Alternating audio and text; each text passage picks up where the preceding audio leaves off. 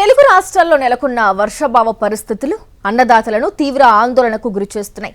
El Niño ప్రభావంతో చాలా ప్రాంతాల్లో వర్షాలు ముఖం చాటేశాయి.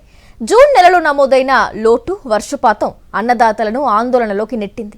రాబోయే 2 నెలలపై పెట్టుకున్న ఆశలు కూడా ఫలించేలా లేవని వాతావరణ శాఖ నిపుణులు అంటున్నారు. రోజురోజుకు ఎల్నినో తీవ్ర రూపం దాలుస్తోంది.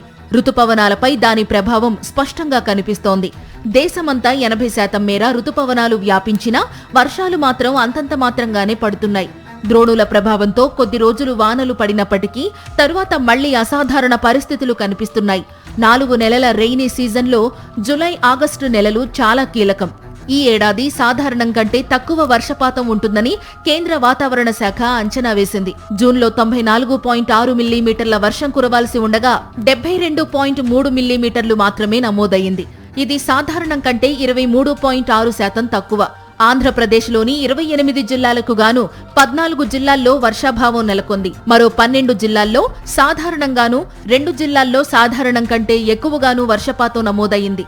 జులై నెలలోనూ వర్షాలపై పెద్దగా ఆశలు పెట్టుకోలేమని నిపుణులు అంటున్నారు. జులై నెలలో దేశవ్యాప్తంగా 70% భూభాగంలో వర్షపాతం లోటు ఉంటుందని ఐఎండీ వెల్లడించింది. జూలై, ఆగస్టులను ముఖ్యంగా వర్షాన్ని కలిగించే నెలలుగా పేర్కొంటాము.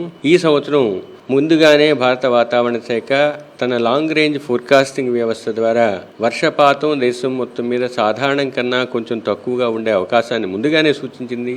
జూలై నెల పూర్వానుమానాన్ని అనుసరించి ఈ జూలై నెలలో కూడా సాధారణ వర్షపాతం కన్నా కొంచెం తక్కువగా 4% లేదా అంతకన్నా తక్కువ వర్షపాతం నమోదయ్యే అవకాశాన్ని మాకున్న ఈ లాంగ్ రేంజ్ ఫోర్కాస్ట్ మోడల్స్ యొక్క అంచనాల ద్వారా తెలుస్తున్నాయి. జూన్ మొదటి వారంలో రాష్ట్రంలోకి రుతుపవనాలు ప్రవేశించిన తరువాత కొద్ది రోజులు స్థిరంగా ఉండిపోయాయి.